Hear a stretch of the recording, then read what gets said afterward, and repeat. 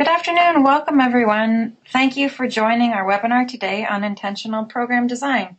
My name is Rebecca Hauer. I am a Knowledge Exchange Manager here at YouthREX, and I'm your host for today's webinar. We're all here to learn about intentional program design. It's important to YouthREX, it's important to youth programs, it's important to youth participants of programs, it's important to managers and frontline workers who run youth programs.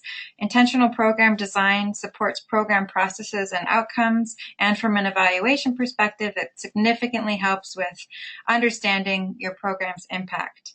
Today, Jennifer Skuza and Sherry Boyce from the University of Minnesota Extension Center for Youth Development are going to unpack intentionality in program development. Jennifer is the Associate Dean at Minnesota. She holds a PhD in education from the University of Minnesota and has studied international education abroad. Since 1992, she's been working on behalf of youth in multiple roles as an educator, researcher, and advocate. Her current research focuses on immigrant adolescents, social and cultural foundations of education, and advancing the use of qualitative research and evaluation methodologies in youth development and education. Sherry Boyce also works at the University of Minnesota. She is an extremely experienced program evaluator and designer and educator. Her work includes evaluation of 4-H programming, the development of evaluation tools, and teaching about design and evaluation. Sherry has 35 years of professional youth work experience as well as 15 years of frontline youth program experience. I'd like to welcome them both and turn it over to them for this afternoon's webinar. Good afternoon. This is Sherry speaking, and Jennifer and I would like to thank you for inviting us to be with you today. I'm presenting from the Duluth, Minnesota, the far western tip of Lake Superior, and Jennifer Skuza is presenting from the University of Minnesota's campus in St. Paul. We know that each of you work with many different youth programs. Perhaps it's after-school programs at multiple sites, or it's arts opportunities for a variety of different age groups, tutoring programs, mentoring programs. It could be a residential treatment program, gardening, camps. With 93 of you now online, there's a range of programs that are represented today. For this presentation, we'd like you to think about just one program for one particular audience. It might be a program that you're offering this summer, or it may be a program that you're planning for the next school year. You are the expert about your program, but today's presentation will be an opportunity for you to reflect about some of the program features and hopefully apply some of these concepts to your program design. So keep that one program in mind as we go forward and jot down some notes about it so that you can reflect about it afterwards. So what is intentional program design?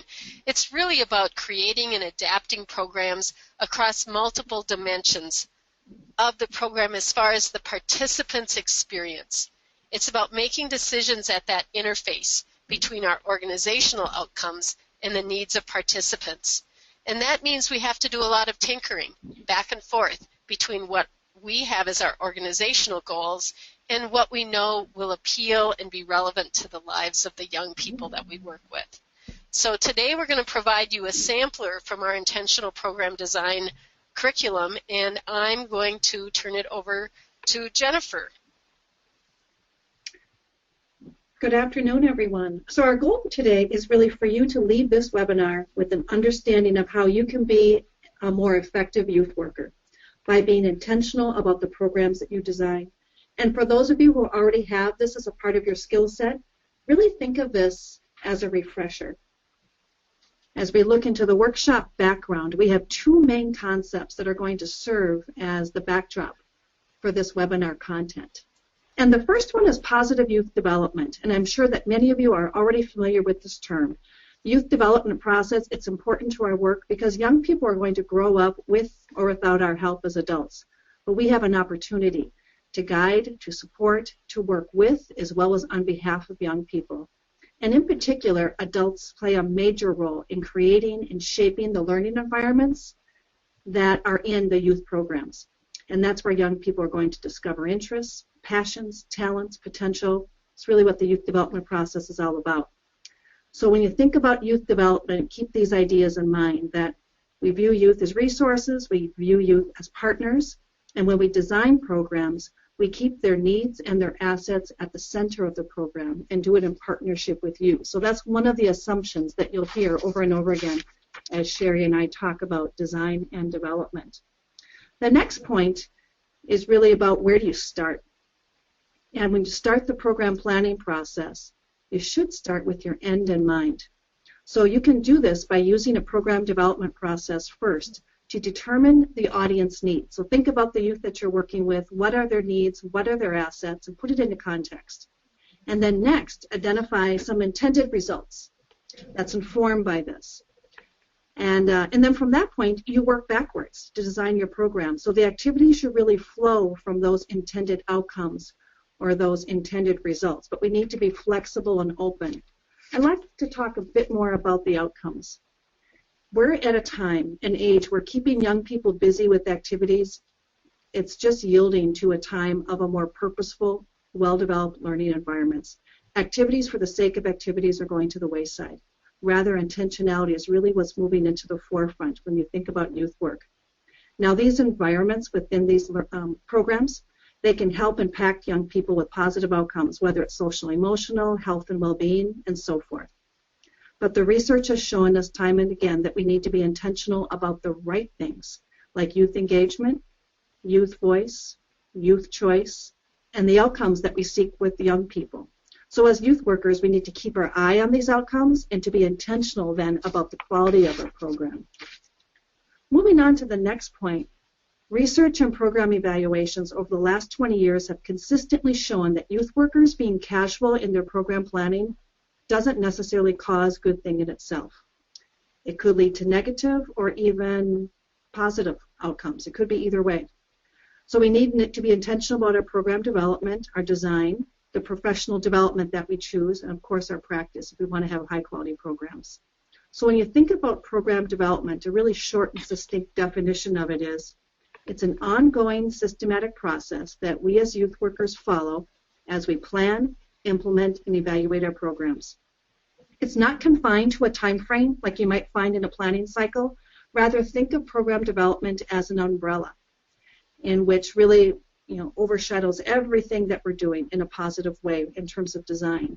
And then design is something that is nested under it. And Sherry will discuss that in a few moments.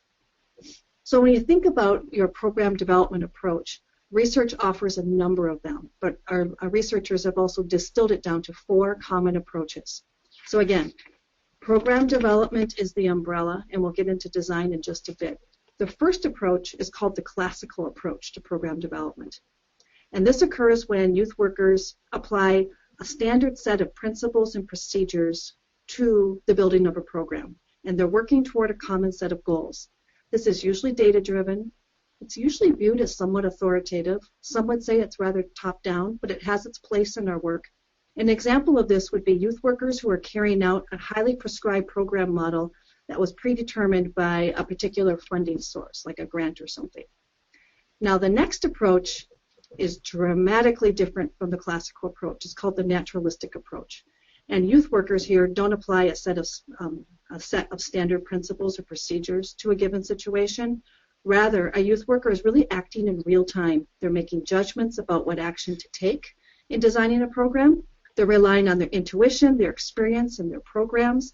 It's organic. It's not a programmatic recipe. And they really look to having a program that's very customized for a particular audience and the context in which they're living and playing and learning and working. So an example of this would be a youth worker who's attempting to establish, let's say, youth teen groups in multiple public housing sites. Each of these youth groups or teen groups would have different goals, different themes, different activities, because the program's really going to reflect the young people there. People who get really good at the naturalistic approaches, they're like sages on the stage. They can really develop a program with almost any audience and really have it work for the audience as well as for the youth worker. Now, the next approach is also different from the classical and the naturalistic approach, and it's called the critical approach. Now, at the core of the critical approach, a youth worker is attempting to address injustice, power, oppression, and it operates from the interests of the target audience.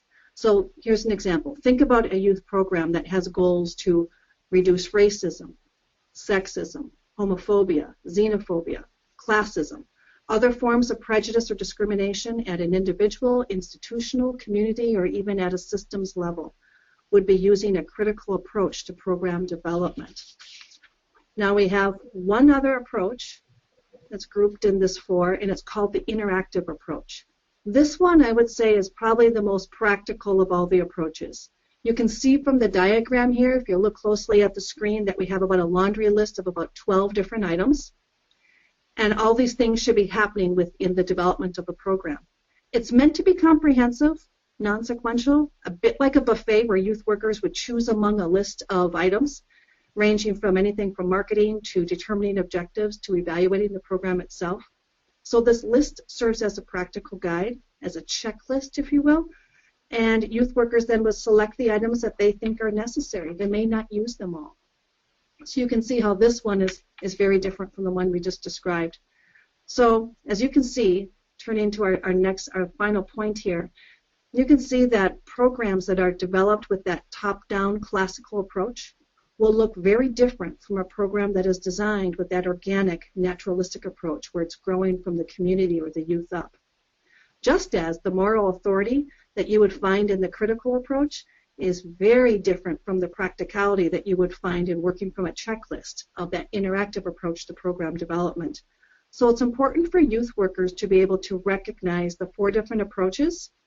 Each has its own purpose, its own place, its own value, benefits, as well as limitations.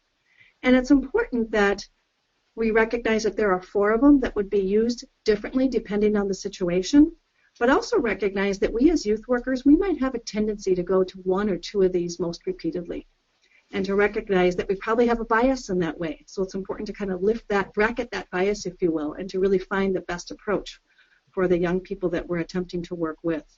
Also, I think it's important to recognize that some of these elements can overlap and that you could have maybe 1 or 2 of these that you are using on an everyday basis. So they can be combined. It's also important to begin to understand how to apply these approaches in the most appropriate way. So with that, I think the big takeaway here within these 4 approaches is to recognize that program development is the umbrella, program design is nested within.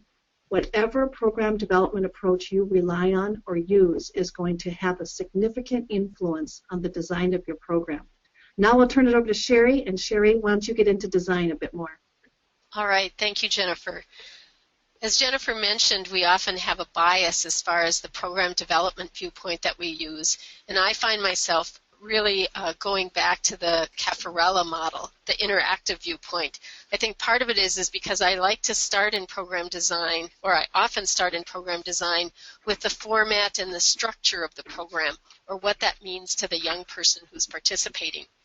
We're throwing around this term program a lot, and so I think before we go too much further, I'd like to just talk about how we're using the term program today, because program can mean a lot of different things.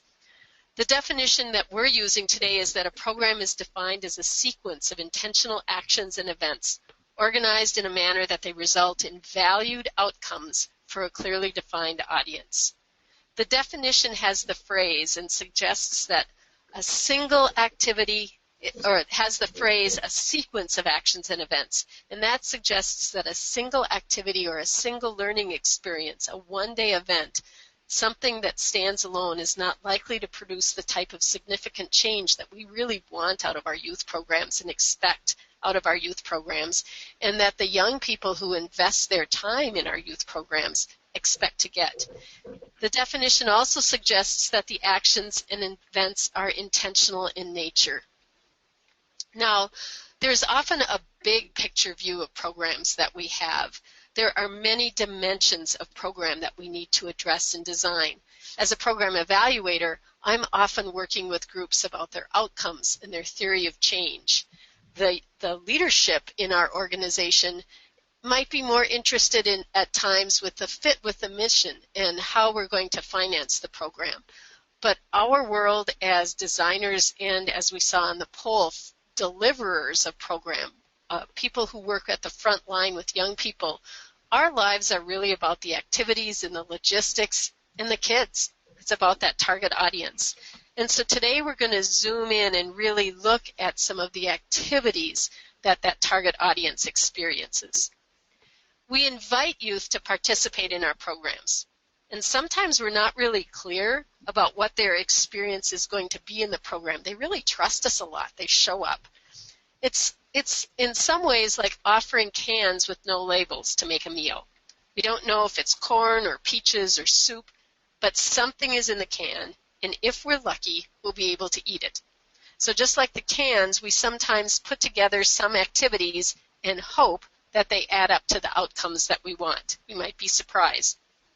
Donaldson and Gargani said that as program evaluators, they found that many youth workers could not describe what their program was about.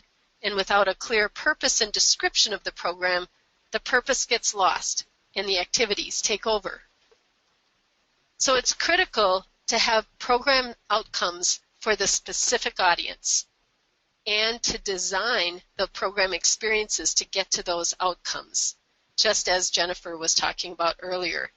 Then intentional outcomes can happen, and we can authentically claim those outcomes.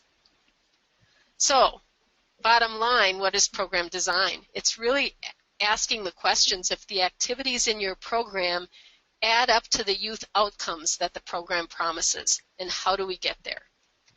We want to provide opportunities for youth, but sometimes I think we find ourselves just filling the calendar with events.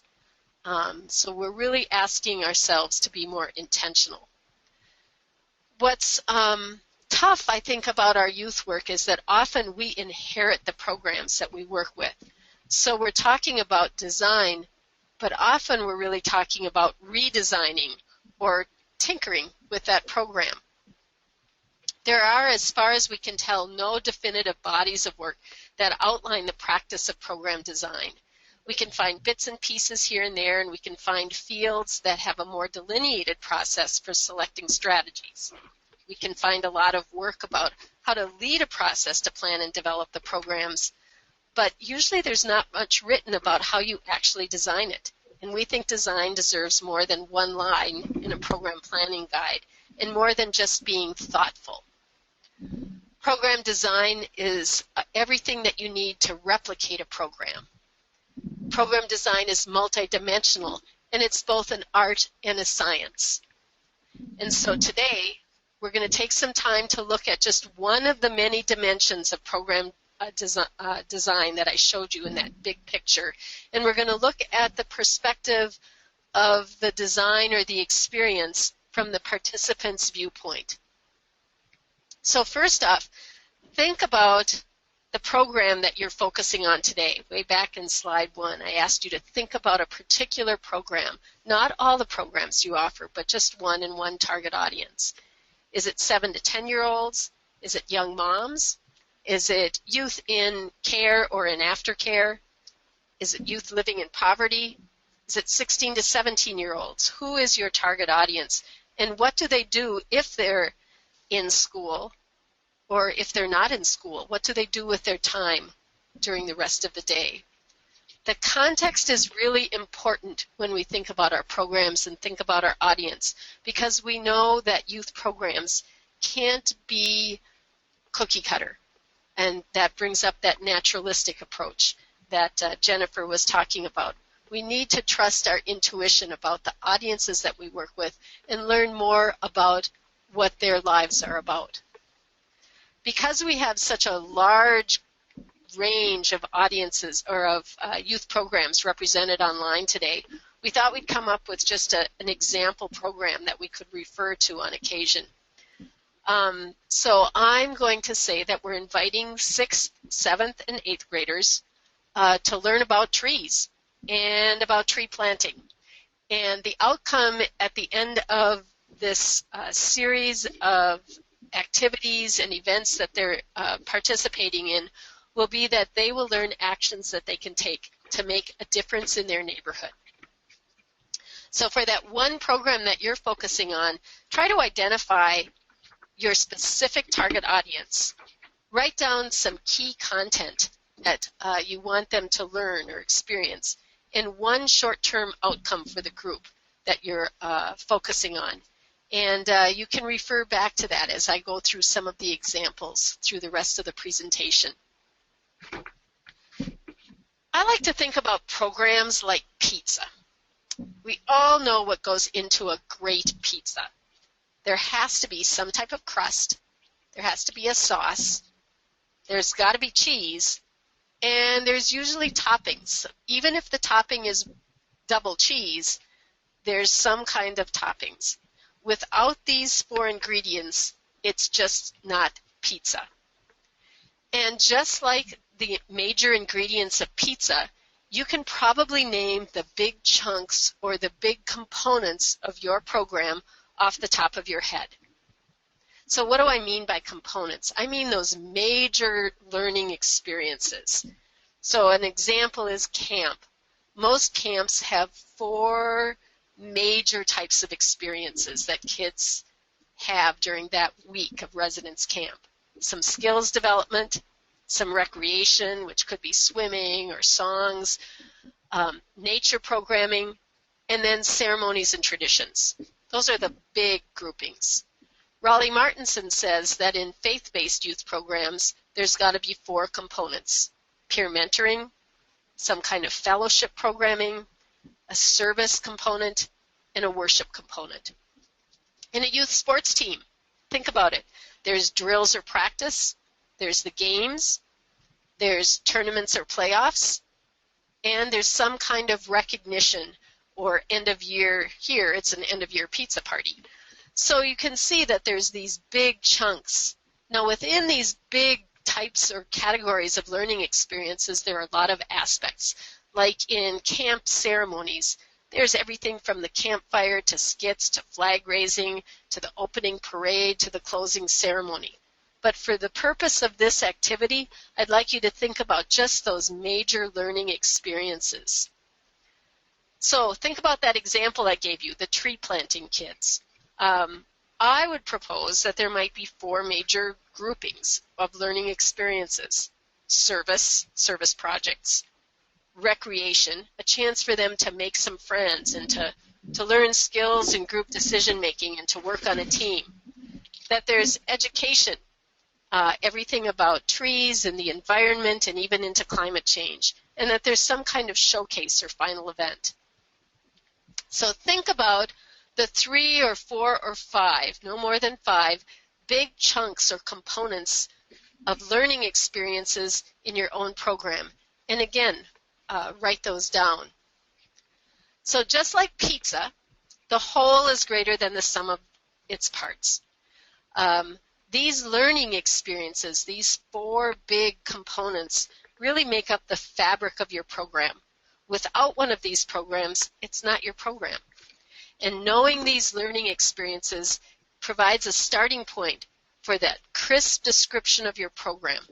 It's important for us to be able to articulate what youth do when they come to our programs, what they experience, and the intentional sequences of activities that we planned. These learning experiences are the starting point for some of our design work, and they're also the platform for developing our evaluation plan. So we know what the major learning experiences are. One critical piece of design for the participant is the placement of the program in the program or in the year. I like to think about weaving that program into the lives of participants. How is it relevant to them? And so if I'm thinking about these middle schoolers, and here in Minnesota, school starts, the end of August, the beginning of September, and so school is going to be a big part of those middle school students' lives. It's everything from when the sports season begins to the high school homecoming that they want to be a part of, the school breaks, and then the end of school activities that happen here, really the last 6 weeks of school when all the concerts and big events happen at the schools. The other thing I like to weave in is what's happening in the community that impacts the participants. So in Minnesota, we have the Minnesota State Fair. It's a 12-day event. Over 1 million people attend. It's a big deal. And so I need to take that into account. We have some community festivals like the Apple Fest, and I wouldn't think of scheduling a program over the top of that. We have our holidays, and we have school breaks. In Minnesota, we have the state high school hockey tournament, and in my city usually sends at least one, if not more, teams, and school is canceled. So if I held a program during that time, chances are a lot of people wouldn't be there. So I never schedule anything over state high school hockey tournament. The other time, or one other key time I stay away from, is the Minnesota fishing opener. So you can start to think about what is the rhythm of life in your community. And if I'm looking at a specific topic for my youth, I might also plug in some of those important things, like here it would be a tree planting festival, or Earth Day, or what the 6th, 7th, and 8th graders might be studying in school, or maybe they're doing a service project about tree planting. So I want to do some different things than what they're doing there. What I'm looking for, and you see that in the second calendar, is those windows of opportunity to offer my program throughout the school year. I'm not going to start at the first week of school. They're not going to pay attention. I'm going to start it a little after that.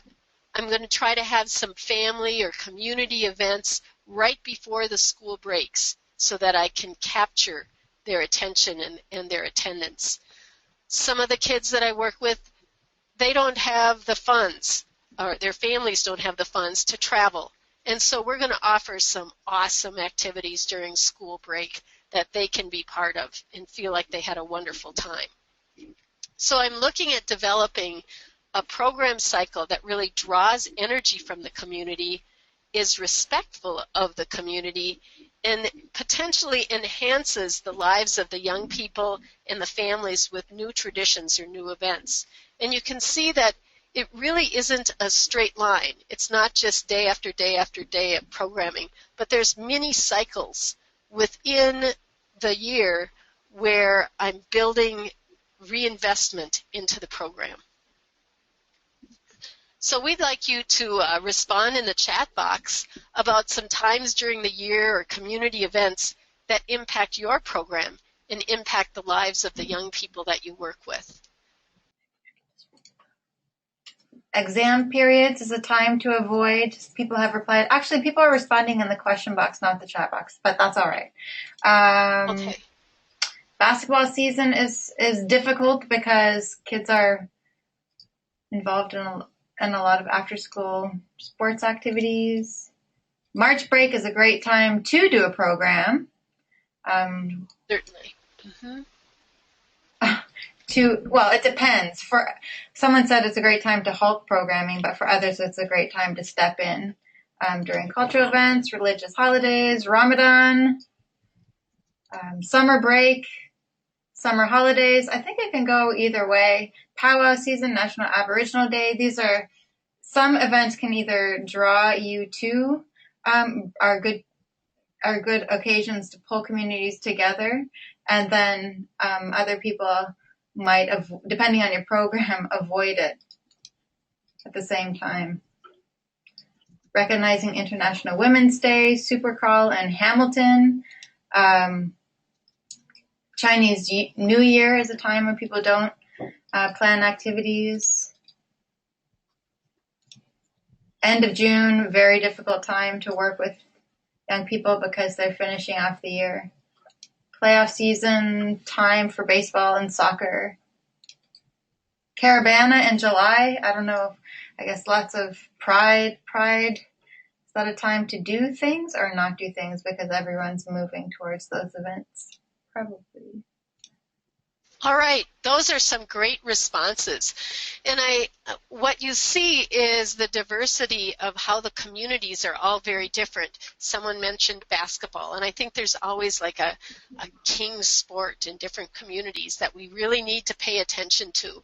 And school year, is different at the end of school year in communities. In Minnesota, it's usually the end of, or all of May into June, and I think your school goes more into June than we do. And so it's just really becoming aware of what are the lives of your target audience like. I think there are some important lessons there. I believe I need to close the box before I can advance my slides. That's a problem I'm having, Rebecca? No, the box shouldn't be interfering with your slides. Okay. There we go.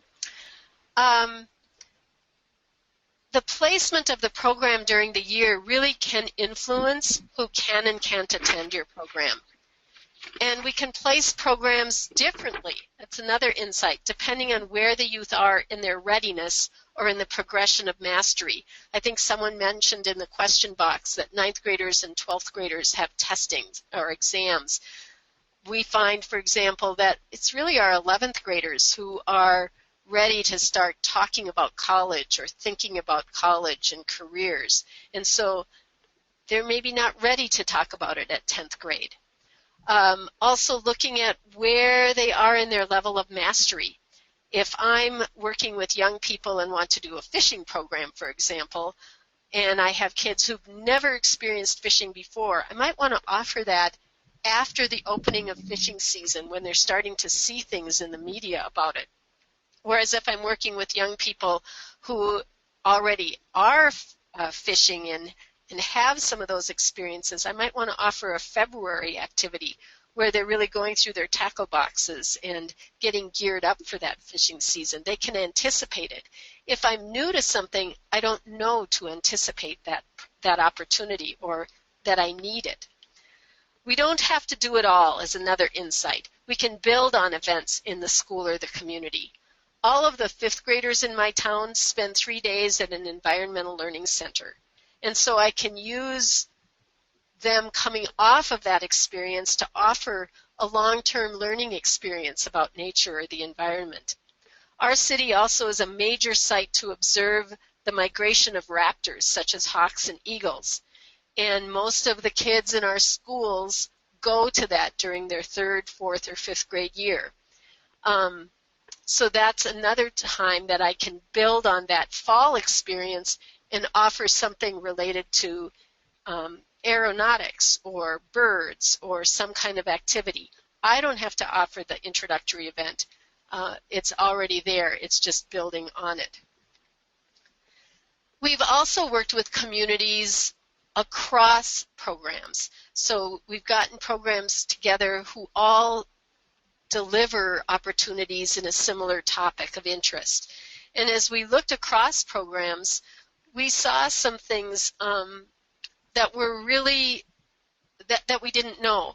For example, we started to realize there were gaps in the progression of learning for our young people, that there are many opportunities at the introductory level and at the way advanced level when they're trying to make that high school team or get into more involvement in some kind of activity, but there really wasn't anything in the middle.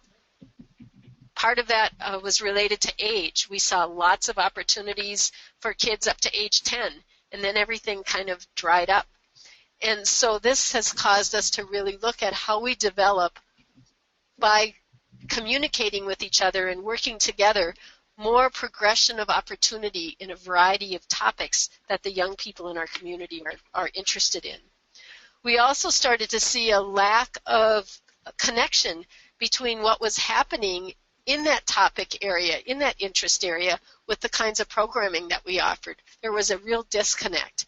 And so using a calendar can be a way that you can really look at what the needs are of your participants, how your program can be relevant to their lives, and also how you can build on what other programs are doing.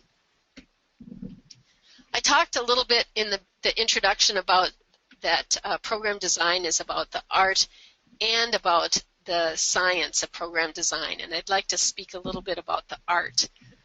When my kids were young, I decided I needed to have an alphabet garden. This is not a picture of my garden. My garden was really ugly. I had about 100 feet of garden space along the back of my lawn, and I planted my flowers in alphabetical order. Aster, bachelor buttons, cosmos, dianthus, edelweiss, feverfew, geum, hosta, iris, Johnny Jump Up, kale, liatris, monarda, nicotiana, onothera, primrose, Queen Anne's lace, rose, and then it gets into scientific names until we get to zinnias. I thought it was going to be wonderful. I was really proud of it. It was really ugly. It was just a lot of tiny little green plants, and occasionally you'd see a little bloom like a Johnny Jump Up or maybe a few roses over here. But there really wasn't much blooming, and people couldn't understand what I was trying to do. I had not taken design principles into account during my planning or in my planting.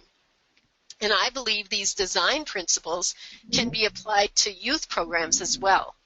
So first off, balance. Did I plan and plant the flowers so I'd have big waves of color in June and in July and in August and in September? Likewise, in our programs, are those learning experiences represented in our design? Are they all there? And are they all represented across the program cycle, across the year? Is there enough content to really get to the outcomes? So that brings up proportion. What did I want emphasized in my garden? I thought I wanted red flowers, but I always defaulted to the black-eyed Susans that I got free and that bloomed in September.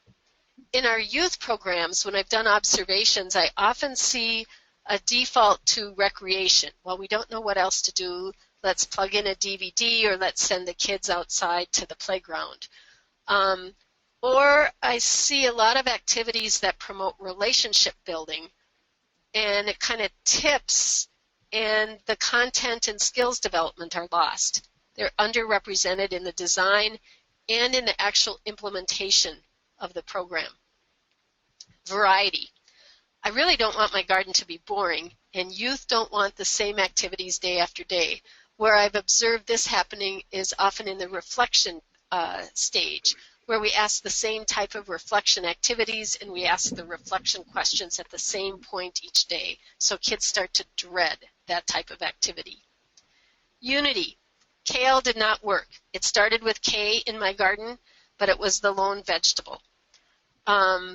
I worked with a local library system in developing guidelines for how young people should be behaving in the children's section of the library. And so one of the activities I did with the librarians was I put together a big picture, a map of where everything was in the children's section, and I asked them where they were having trouble, where were they always feeling like they were having to discipline children. And I gave each of them 3 sticky dots.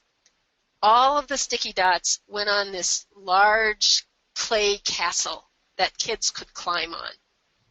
And when they talked about it, they couldn't really remember why they even had a toy castle in the children's section. I guess it was given to them, so they thought they'd use it. Sometimes we have historical remnants or activities that we offer in our youth programs that really don't fit either in the day or in the program cycle, but we hold on to them, and they're often a problem. And so think about the activities that you're offering, and do they really belong? Does it all fit together? We're going to spend some time on this issue of rhythm, and so I want to close off a couple points here before I move on to that. In art, there are no rules for the elements. They really serve the designer's purpose. And the intent of your learning experiences drives the decisions on how you apply these design principles to your youth program. So there are no rules about what is most important or a percentage of what has to be in balance. It's up to you. I really like to look at the design principles and how they apply to the rhythm of the program. This is an example from a camp program, and it's really takes a look at a day at camp rather than recreation. It was really about camp. So the kids come to the day camp. They come in first, and you want to do some kind of icebreaker mixer to help them really get on the same page. They might have come from missing breakfast. They might have missed the bus that got them there. They might have had an argument with their siblings. So you're just trying to get everyone on the same page. And then you increase the activity level so that there's a higher energy. You bring them down a little bit so that they can have lunch perhaps. Then you take the activity level high again with some focused activities, and it doesn't have to be big muscle activities. It might be the flow of working on a robotics project. And then you take them out on a higher level than what they come in. I really believe that's important with day camp. Otherwise, all they think about is, well, it was really boring. We had to clean up when they think about coming back the next day. You want them to leave saying, I really wish I didn't have to leave now. If I was working with a different audience, I might want to have them leave at a quieter level. If I were working with a group of kids who were homeless, I might want them to leave more calm, ready to go out and connect with wherever they are staying that night.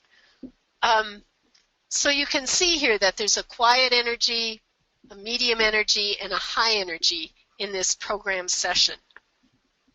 I've given a few examples here from some after-school programs that I observed. And in the first one, you can see how they started at a lower level, and then they ended with the interest clubs, and people were real energized, and then they left. They transitioned away. With the second example, they had a really high energy level. This was just an amazing after-school program. But at the end, they did reflection and then followed that up with cleanup and goodbye, and just lost the momentum, lost the energy level of the program.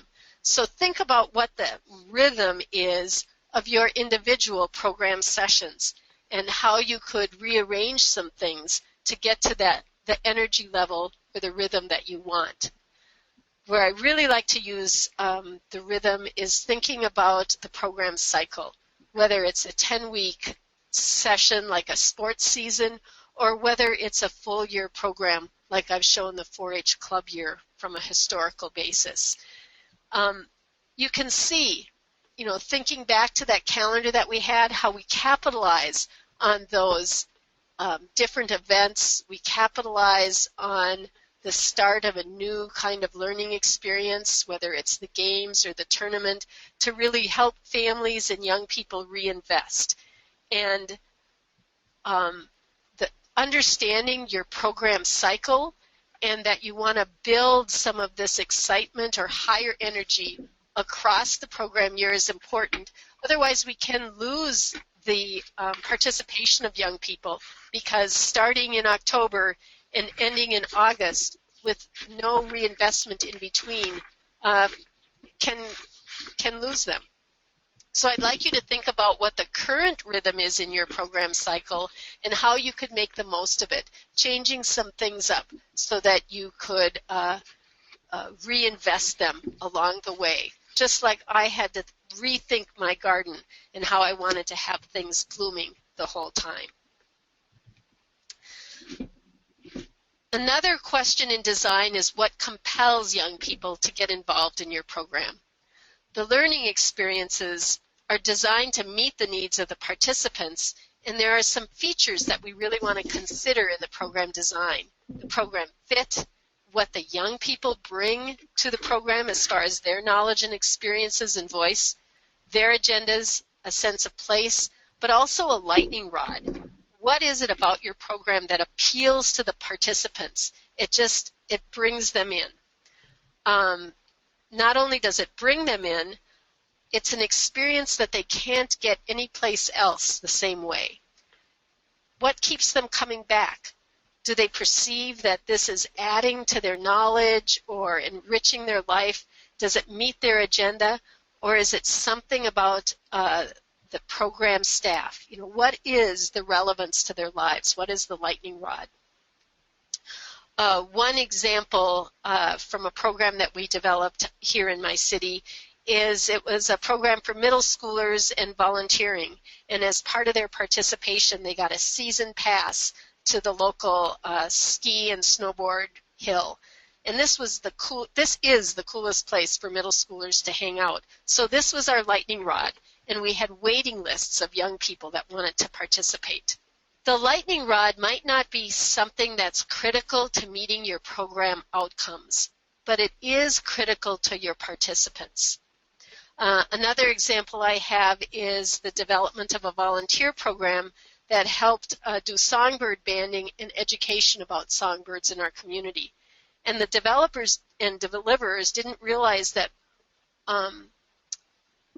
the excitement or the lightning rod, what brought people or volunteers into the program is they really wanted to hold the birds. And they just discovered this by chance. So they redesigned the whole experience so that all volunteers got to hold a bird on the first session, and they got to hold a bird at every session. And this really helped change the engagement of their volunteers. So what I'd like you to think about is, what is the lightning rod for youth in your program, or ideas of how you can build a lightning rod into your program design. Think about your participants, think about what's unique in your community, and what is your lightning rod. People can respond to that question in the question box. What's the lightning rod for youth that are coming to your programs? Could you redesign your program around making sure that the lightning rod is accessible to young people? Safe, non-judgmental places, networking, financial incentives, 40 volunteer hours. Yes, youth have to do mandatory 40 volunteer hours here. Food is a lightning rod, creative opportunities, places to use their voice, training opportunities, incentives, volunteer hours, peer support and snacks, creative time, opportunity to engage with staff, field trips to build awareness of local community resources. A safe place is important. Free t-shirts, location, TTC, that means public transit here in Toronto. A youth-led training, which builds in a youth ambassador program, help with specifics when they're stressed in the moment. So, for example, applying to college and university, food, caring and compassionate support when they don't get it elsewhere, peer connections, recognition, workshops, pizza, all kinds of things are important for young people. Recognition, engaging with staff, building trust. Thank you. These are some great responses, and I encourage you, as you're writing your description, either to reach out to new young people who haven't participated before, or as you're thinking about talking to stakeholders, to include this idea of the lightning rod, or what compels young people to be part of your program. Sometimes young people don't find out about it unless a friend tells them, or until they actually start participating. It goes back to those cans with no labels. They don't know what's really there. And I think some of your responses are fabulous. The staff, the location, the safe place, and there were just lots of ideas. I hope that Rebecca will share the responses with all of you. So a few reflection questions as we get close to wrapping up here. I'd like you to also think about the program that you're focusing on today and ask yourself the question as far as who participates, who has the experiences, these wonderful experiences that you've listed even as the lightning rod. Do the majority of youth enrolled in the program have these experiences, or is it just a few young people who are perhaps selected? What holds the program together? What defines it? Is it the staff, the personality of the staff? Is it the common interests? Is it the incentive of the lightning rod? And this definition of the program also influences kind of how it's placed in the calendar year, and it's your unique stamp. What are the meanings of the major events that are part of your program?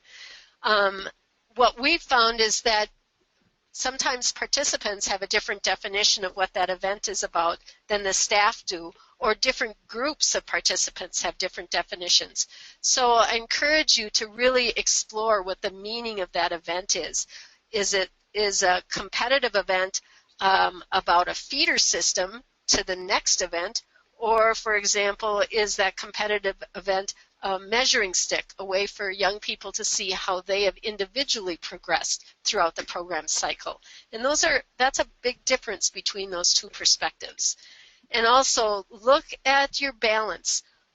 Are there enough skills development opportunities and content opportunities in your program, or have you tipped over into one of the other major learning experiences, such as spending more time on mentoring or relationships than you had realized? Jennifer, I think you were going to talk a little bit here.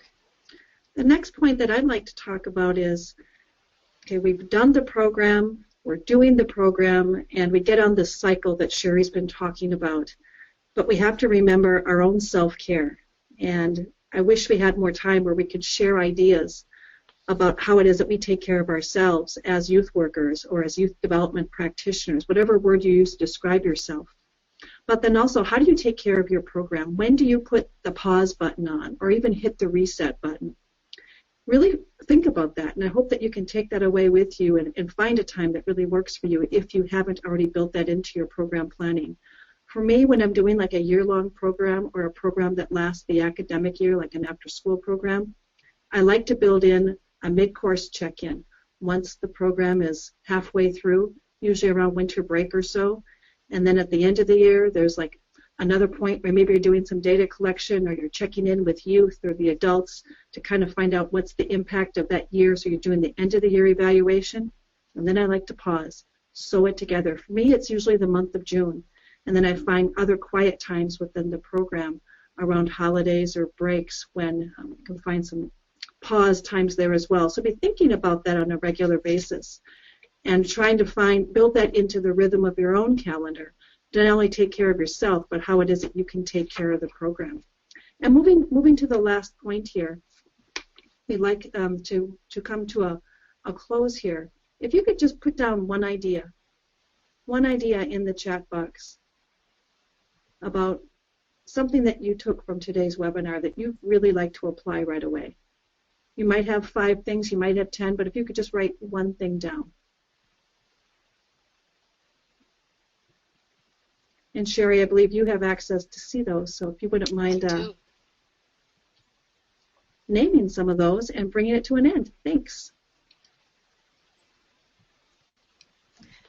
Mapping the balance and proportion, the mix of activities in design, exploring the meanings of major events, having a lightning rod. The rhythm was a great thing to focus on. Work on a calendar. The rhythm in the cycles. Lightning rod. So there are many different points that you are making. Thank you for sharing those ideas, and I'd like to just wrap up by saying our goal today was to stretch your idea of program design. We really wanted you to look at design from the perspective of the participant, and you see here kind of a recap of the points that we wanted to make. And we encourage you to look at those points, but then go on to look at the other dimensions of design that are important in really having a full program development process in place to develop those quality programs. We wish you the best of luck in your design and in your delivery of programs, and I think we have possibly time for 1 or 2 quick questions.